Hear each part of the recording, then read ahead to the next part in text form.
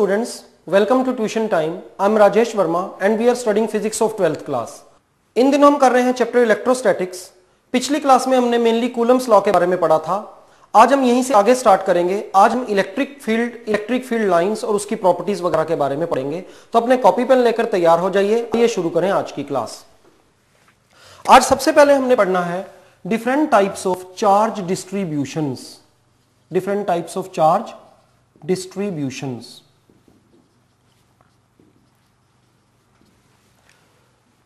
दो अगर different charges हों, वो स्पेस में कुछ डिस्टेंस पर पड़े हुए हों, तो उनके बीच में कितनी फोर्स होती है, फोर्स की डायरेक्शन किधर को होती है, ये सब हम कूलम लॉ में पढ़ चुके हैं। पर हर बार चार्ज पार्टिकल की फॉर्म में ही नहीं होता। चार्ज किसी बॉडी पर बिखरा हुआ हो सकता है कंटिन्यूअस फॉर्म में। अगर जैसे ये हम एक बॉडी लें, इसके ऊपर चार्ज रखें, अगर ये मेटेलिक बॉडी है तो पूरी बॉडी पर चार्ज फैल जाएगा। इस केस को हम कहते हैं चार्ज डिस्ट्रीब्यूशन। और चार्ज डिस्ट्रीब्यूशन तीन तरह का हो सकता है। अगर चार्ज ऐसे है, किसी कर्व पर या किसी लाइन पर है, तो हम इसको कहते हैं linear charge distribution. Linear charge distribution. और इस केस में आगे कैलकुलेशंस करने के लिए हम एक नई टर्म कॉइन करते हैं। हम इसमें एक टर्म बनाते हैं linear charge density. This linear charge density is represented by lambda and it is total charge on this curve divided by its length. अगर इस पर टोटल चार्ज Q है और इस पॉइंट से इस पॉइंट तक इसकी लेंथ L है और चार्ज यूनिफॉर्मली डिस्ट्रीब्यूटेड है, तो linear charge density Q by L आएगी और इसका यूनिट ऑब्वियसली होगा कूलम्ब पर मीटर। अगर ये चार्ज एक कर्व पर, एक लाइन पर ना होकर एक सरफेस पर बिखरा हुआ हो, पूरे सरफेस पर कंटिन्यूअसली, तो हम इस केस में निकालते हैं surface charge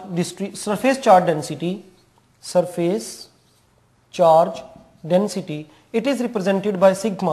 It is total charge on this surface divided by area of this surface. Its unit will be coulomb per meter square. और अगर चार्ज किसी सॉलिड बॉडी पर स्कैटर हुआ हो, तो इस केस में हम कैलकुलेट करते हैं volume charge density. It is represented by rho. It is charge divided by volume of the body. Its unit will be coulomb per meter cube. अगर हमारे को इनमें से कोई भी केस दिया हुआ हो जिस पर चार्ज हो, इनमें से किसी भी बॉडी पर चार्ज हो और हमें किसी और चार्ज पर फोर्स कैलकुलेट करनी हो, तो हम एक छोटा सा पोर्शन कंसीडर कर उसकी फोर्स कैलकुलेट करेंगे और बाद में उसका इंटीग्रेशन कर देंगे और इन linear charge density, surface charge density, volume charge density को बीच में यूज करेंगे। एक छोटी सी बात का और ध्यान रखना है, अगर चार्ज स्कैटर्ड हो, पार्टिकल्स दूर दूर हो, इस केस में हम कूलम लॉ को यूज करने के बाद सिग्मा समेशन का यूज कर टोटल फोर्स कैलकुलेट करते हैं। और अगर कंटिन्यूअस चार्ज डिस्ट्रीब्यूशन हो, जैसा कि इन तीन केसेस में है, इस केस में हम कूलम का लॉ यूज करते हैं, थोड़े से चार्ज की फोर्स कैलकुलेट करते हैं और बाद में उसका इंटीग्रेशन कर देते हैं। नेक्स्ट हमारा टॉपिक है इलेक्ट्रिक फील्ड। क्या होता है इलेक्ट्रिक फील्ड? किसी भी चार्ज पार्टिकल के आसपास का वो सारा रीजन जहां पर उसके इफेक्ट को फील किया जा सकता है, उसे कहते हैं उसकी इलेक्ट्रिक फील्ड। अब इलेक्ट्रिक फील्ड को कैसे कैलकुलेट किया जाए कि इस चार्ज का इन्फ्लुएंस, इसका इफेक्ट कितना है, उसके लिए साइंटिस्ट ने कंसेप्ट बनाई इलेक्ट्रिक फील्ड की। साइंटिस्ट ये मानते हैं कि किसी भी चार्ज पार्टिकल में से कुछ इमेजिनरी लाइंस निकलती हैं। इन लाइंस को इलेक्ट्रिक फील्ड लाइंस कहते हैं। अब इन लाइंस को हम कैसे इमेजिन करेंगे, देखें। बाय डेफिनेशन इलेक्ट्रिक लाइन वो पाथ होता है जिस पर एक यूनिट पॉजिटिव चार्ज चल कर जाएगा, अगर वो ऐसा करने के लिए फ्री हो तो। Electric field line is the path travelled by a unit positive charge when it is free to do so। अगर हमारे पास एक पॉजिटिव चार्ज पार्टिकल है, हम इसके पास एक और यूनिट पॉजिटिव चार्ज रखें, तो ये चार्ज इस यूनिट पॉजिटिव चार्ज को रिपेल करेगा। एज ए रिजल्ट ये चार्ज यहां आ जाएगा। अभी भी ये चार्ज इस चार्ज को रिपेल करेगा। कूलम लॉ के अकॉर्डिंग रिपल्शन की फोर्स थोड़ी कम जरूर हो जाएगी, पर रिपल्शन अभी भी रहेगी। ड्यू टू दिस रिपल्शन ये चार्ज यहां पहुंच जाएगा। अगर हम डिफरेंट पोजीशंस जो ये चार्ज अपनी मोशन के दौरान अटेन करता है, उन्हें ज्वाइन करें, तो हमें ये एक लाइन मिलती है।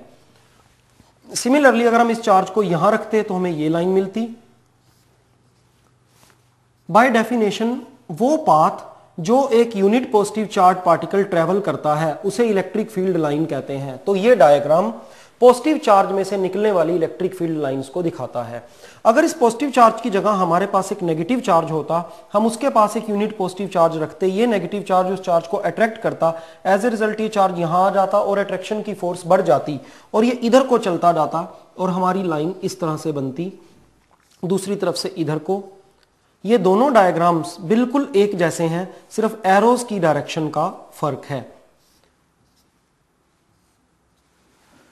अगर हमारे पास दो चार्जेस हो जिनमें से एक पॉजिटिव हो और एक नेगेटिव हो, तब क्या होगा? इस पॉजिटिव चार्ज से इस यूनिट पॉजिटिव चार्ज को इधर को रिपल्शन मिलेगी और इस नेगेटिव चार्ज से अट्रैक्शन। एज ए रिजल्ट ये चार्ज ऐसे चला जाएगा। पर अगर हम इस चार्ज को यहां रखते तो इस पॉजिटिव चार्ज से इसको रिपल्शन मिलती और नेगेटिव चार्ज से कुछ कम अट्रैक्शन मिलती, क्योंकि फिलहाल ये नेगेटिव चार्ज से ज्यादा डिस्टेंस पर है। एज ए रिजल्ट ये चार्ज पार्टिकल ना तो इधर जाता ना इधर जाता, बल्कि इधर को जाने की कोशिश करता। तो अगर हम इस तरीके से पूरा डायग्राम बनाएं तो हमें अल्टीमेटली ये पाथ मिलेगा।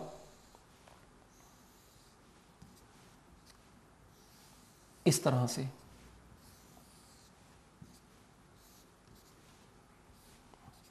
अगर दो चार्जेस जो बिल्कुल इक्वल हों, जिनमें से एक पॉजिटिव हो दूसरा नेगेटिव हो, कुछ पर्टिकुलर डिस्टेंस पर रखे जाएं तो उसे हम एक डायपोल कहते हैं। तो ये डायग्राम एक इलेक्ट्रिक डायपोल की इलेक्ट्रिक लाइंस को दिखाता है। अगर हमारे पास दो पॉजिटिव चार्जेस हों तब क्या होगा? यहां पर अगर हम एक पॉजिटिव चार्ज रखें, यूनिट पॉजिटिव चार्ज, इसे हम टेस्ट चार्ज भी कहते हैं, तो इसको दोनों ही चार्जेस रिपेल करेंगे और ये इधर जाएगा, यहां पर रखने पर इधर जाएगा। हां, अगर हम इसे यहां रखते तो ये पॉजिटिव चार्ज इसे इधर को रिपेल करता और ये पॉजिटिव चार्ज इसे इधर को रिपेल करता। एज ए रिजल्ट ये चार्ज हमारा इस डायरेक्शन को फॉलो करता। इसी तरीके से इसको अगर हम एक्सटेंड करें तो हम ये पाएंगे कि हमारी इलेक्ट्रिक लाइंस इस तरह से आएंगी।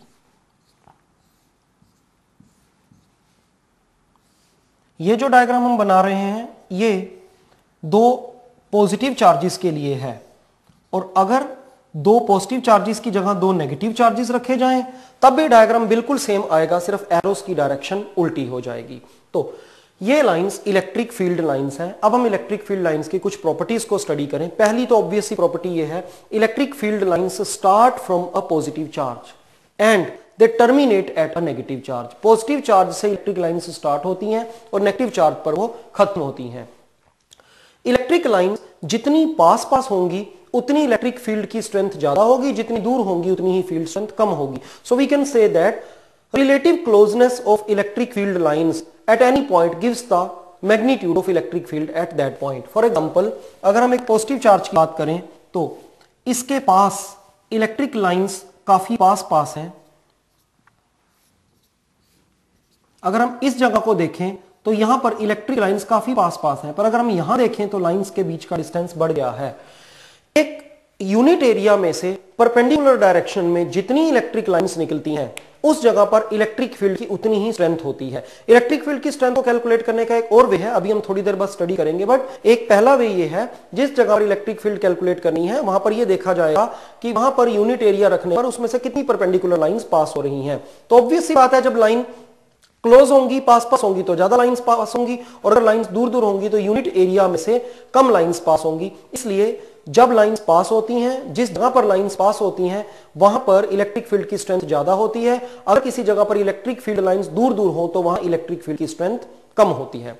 Next property electric field lines की यह है कि ये किसी भी सरफेस से जब निकलती हैं तो भी नॉर्मली निकलती हैं, परपेंडिकुलरली निकलती हैं, और जब किसी पॉइंट पर टर्मिनेट करती हैं वहां पर भी नॉर्मली या परपेंडिकुलरली टर्मिनेट करती हैं। They originate and terminate at any surface normally. For example, अगर ये एक बॉडी है जिस पर पॉजिटिव चार्ज है तो यहां से अगर कोई इलेक्ट्रिक लाइन निकल रही है तो वो ऐसे निकलेगी, यहां से निकलने वाली लाइन ऐसे निकलेगी। ये दूसरी बात है कि आगे चलकर ये लाइन चाहे ऐसे हो जाए, इस लाइन के साथ पैरेलल हो जाए या कोई और ओरिएंटेशन रखे, पर यहां से जब वो ओरिजिनेट होगी तो वो नॉर्मली होगी। सिमिलरली अगर ये नेगेटिव सरफेस होता, नेगेटिव चार्ज वाला, तो ये लाइन इस तरह से आती चाहे इस तरह से, बट जब इस सरफेस में एंटर करती तो इस सरफेस के नॉर्मल हो जाती।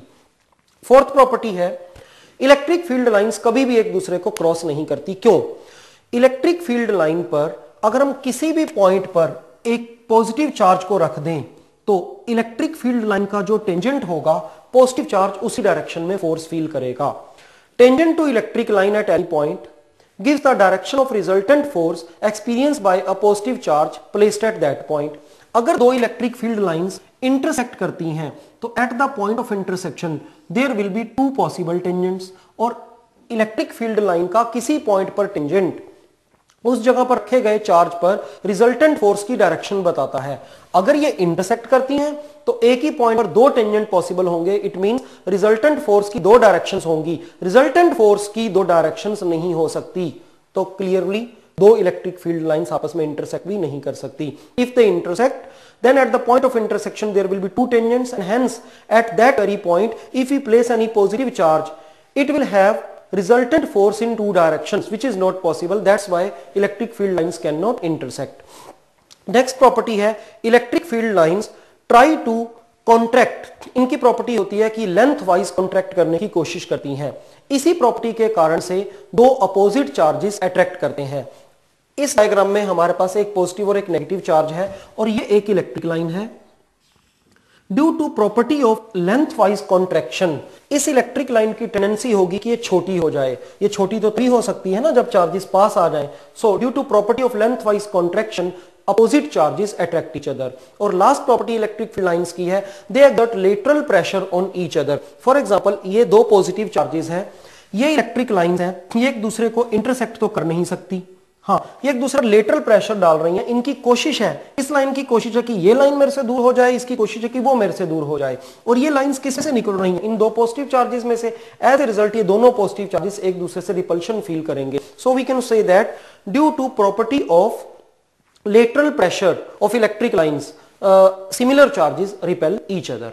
ये हमने पढ़ी इलेक्ट्रिक फील्ड लाइंस की प्रॉपर्टीज। अब हम देखते हैं इलेक्ट्रिक फील्ड को एक्चुअल में प्रैक्टिकली कैलकुलेट कैसे किया जाए। पहला मेथड तो मैंने ये पढ़ा ना कि जहां पर इलेक्ट्रिक फील्ड लाइंस को इलेक्ट्रिक फील्ड को कैलकुलेट करना है वहां पर यूनिट एरिया रख दें, नॉर्मल डायरेक्शन में कितनी लाइंस पास हो रही हैं उसे कैलकुलेट कर लें, वो स्ट्रेंथ ऑफ इलेक्ट्रिक फील्ड होगी। बट ये प्रैक्टिकल वे नहीं है। प्रैक्टिकल वे ये है जहां पर हमें इलेक्ट्रिक फील्ड की स्ट्रेंथ कैलकुलेट करनी है वहां यूनिट पॉजिटिव चार्ज रख दें। ये unit positive charge coulomb law के अकॉर्डिंग कुछ फोर्स फील करेगा। Force experienced by a unit positive charge in an electric field is the strength of electric field at that point. तो अगर हमारे पास ये एक चार्ज है, इसकी सराउंडिंग में इस पॉइंट P पर, दिस इज पॉइंट P, यहां पर हम स्ट्रेंथ ऑफ इलेक्ट्रिक फील्ड को कैलकुलेट करना चाहते हैं। तो जैसा मैंने बताया हमें यहां पर एक यूनिट पॉजिटिव चार्ज रखना चाहिए। वो जितनी फोर्स फील करेगा वो कहलाएगी इस चार्ज के कारण से इस जगह पर इलेक्ट्रिक फील्ड की स्ट्रेंथ। पर अगर यूनिट पॉजिटिव चार्ज हमारे पास नहीं है तो हम कोई भी एक चार्ज रख देते हैं। Let us call this charge as Q0।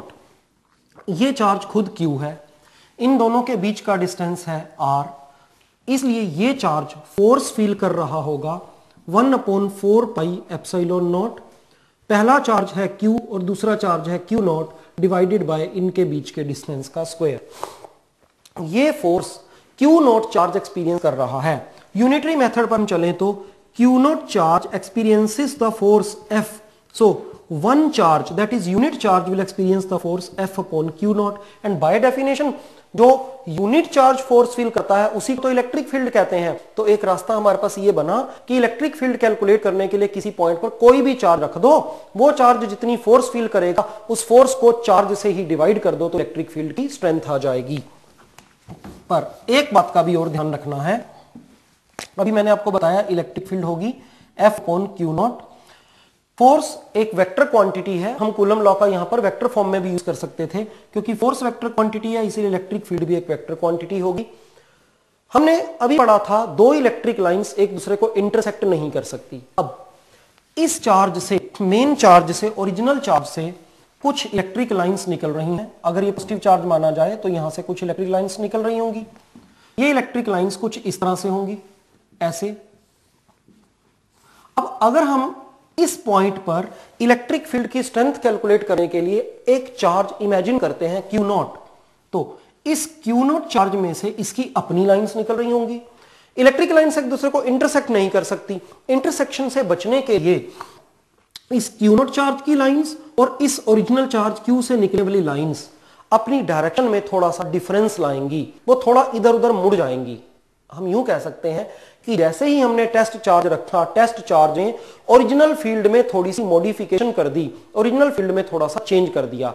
ये अनडिजायरेबल है। जब हम एक इंस्ट्रूमेंट को या किसी आइटम को यूज कर कर फिजिक्स में कोई कैलकुलेशन करने जा रहे हैं तो जिस चीज को हम कैलकुलेट करने जा रहे हैं उसमें कैलकुलेशन के दौरान कोई फर्क नहीं आना चाहिए। यहां पर तो ऐसा हो रहा है, हमारा कैलकुलेशन करने के लिए यूज किया गया चार्ज क्यू नॉट यहां पर ओरिजिनल इलेक्ट्रिक फील्ड में डिस्टर्बेंस प्रोड्यूस कर रहा है, तो इसका रास्ता यही निकला है कि यह चार्ज कम से कम हो। इसलिए इलेक्ट्रिक फील्ड कैलकुलेट की जाती है force divided by Q not, provided this q naught is very small. So in maths we can say that there is a limit that q naught should be approaching to 0. By this formula we can calculate the strength of electric field at any point. अब हम calculate करने जा रहे हैं electric field due to a point charge. Electric field due to a point charge. ये एक charge है, इसकी वैल्यू है Q और ये पॉइंट P जहां पर हम इलेक्ट्रिक फील्ड की स्ट्रेंथ कैलकुलेट करना चाहते हैं। यहां हमने एक चार्ज प्लेस किया Q नॉट, इन दोनों के बीच में डिस्टेंस है R। अगर हम यूज कर रहे हैं स्केलर फॉर्म तो इसे R लेना चाहिए, अदरवाइज प्रॉपर नोटेशन में R12 R21 उस तरह से हमें लिखना चाहिए, अगली डेरिवेशन में हम लिखेंगे भी। तो इस Q नॉट पर पहले तो फोर्स कितनी होगी 1/4 pi epsilon not. First charge is Q, the other charge is Q naught divided by R square, and we know that electric field is obtained by dividing the force by the test charge जो हमने रखा है Q naught। तो जब Q naught से divide करेंगे result आ जाएगा 1/4 pi epsilon not Q by R square। ये तो था एक चार्ज पार्टिकल के कारण से किसी पॉइंट पर इलेक्ट्रिक फील्ड। अब हम कैलकुलेट करते हैं electric field due to discrete charge distribution. बिखरे हुए चार्ज पार्टिकल्स हैं स्पेस में, ये कुछ चार्ज पार्टिकल्स हैं Q1 Q2 Q3 Q4 Q5 up to Qn, और यहां पर हमारे पास एक पॉइंट है पॉइंट P। हम इस जगह पर इन सभी के कारण से इलेक्ट्रिक फील्ड कैलकुलेट करना चाहते हैं। इसके पोजीशन वेक्टर को हम मान लें R1 और इसके पोजीशन वेक्टर को हम मान लें R0। सिमिलरली इनके पोजीशन वेक्टर्स हो जाएंगे R2 R3 और nth पार्टिकल का Rn। अब पहले तो हम इस पॉइंट पर इन सब के कारण से लगने वाली फोर्स कैलकुलेट करते हैं। फिर सुपरपोजिशन का प्रिंसिपल कहता है कि उन सभी फोर्सेस को वेक्टर एडिशन करने पर रिजल्टेंट फोर्स मिलेगी। फिर रिजल्टेंट फोर्स को Q नॉट से, जो चार्ज हम यहां रखेंगे उससे डिवाइड करेंगे, तब हमारे को इस पॉइंट पर इलेक्ट्रिक फील्ड मिल जाएगी। सबसे पहले तो total force will be force on this particle due to charge number 1 plus force on this particle due to charge number 2, similarly force on this particle up to nth charge. Now this F1 is 1/4 pi epsilon naught। पहला charge जो force create कर रहा है वो है Q1 और लग रही है Q नॉट पर, divided by R0 minus R1 के मैग्नीट्यूड का cube multiplied by R0 minus R1 plus 1/4 pi epsilon not Q2 Q not divided by R0 minus R2 magnitude cube multiplied by R0 minus R2। इसी तरह से आगे चलते चलते 1/4 pi epsilon not. अब इस चार्ज पर nth चार्ज की फोर्स कैलकुलेट करनी है Qn Q naught by R0 minus Rn magnitude cube multiplied by R0 minus Rn। क्योंकि ये पार्टिकल स्कैटर्ड हैं, बिखरे हुए पार्टिकल्स हैं, दूर दूर हैं, डिस्क्रीट चार्ज डिस्ट्रीब्यूशन है, इसलिए हम सिग्मा का यूज करेंगे। और हम देखें तो इन सारे एक्सप्रेशंस में से 1/4 पाई एप्सिलॉन नॉट भी कॉमन आता है और साथ ही साथ Q नॉट भी कॉमन आता है। तो हम लिख सकते हैं F is 1/4 pi epsilon not और साथ में कॉमन आ गया Q नॉट। क्या रह जाएगा हमारे पास Q1 by R0 minus R1 magnitude cube multiplied by R0 minus R1 plus Q2 R0 minus R2 divided by R0 minus R2 magnitude cube and similarly Qn R0 minus Rn divided by R0 minus Rn के magnitude का cube. हम इस पूरे expression को यूं भी लिख सकते हैं 1/4 pi epsilon not Q not. हम देखें तो यहां पर सभी में Q आ रहा है, Q के साथ 1 2 3 4 अप टू n तक जा रहा है, तो हम इसे लिख देते हैं QI where I starts from 1 and goes up to n और इन सभी वैल्यूज का समेशन कर देते हैं। वी हैव QI, डिवाइड करना है हमें हर बार आर नॉट माइनस आर से, और इस आर के सबस्क्रिप्ट में 1 2 n तक लिखा हुआ है आर आई मैग्नीट्यूड क्यूब, और साथ में मल्टीप्लाई कर रहे हैं न्यूमरेटर में R naught minus R I से, जबकि आई स्टार्ट हो रहा है 1 से जा रहा है n तक। अगर हमें इलेक्ट्रिक फील्ड कैलकुलेट करनी है तो हमने अभी पढ़ा था इलेक्ट्रिक फील्ड होती है F divided by Q not. इस एक्सप्रेशन में से Q नॉट हट जाएगा, हमारे पास रिजल्ट बचेगा 1/4 pi epsilon naught summation of I is equal to 1 to n Q I R naught minus R I divided by R naught minus R I its magnitude and then its cube. ये formula बड़े सारे charge particles के कारण से एक point पर electric field की value और इलेक्ट्रिक फील्ड की रिजल्टेंट डायरेक्शन के बारे में बताता है। अब अगर हमारे पास एक चार्ज डिस्ट्रीब्यूशन हो कंटीन्यूअस फॉर्म में, तो उसके लिए हम कैसे इलेक्ट्रिक फील्ड को कैलकुलेट करेंगे।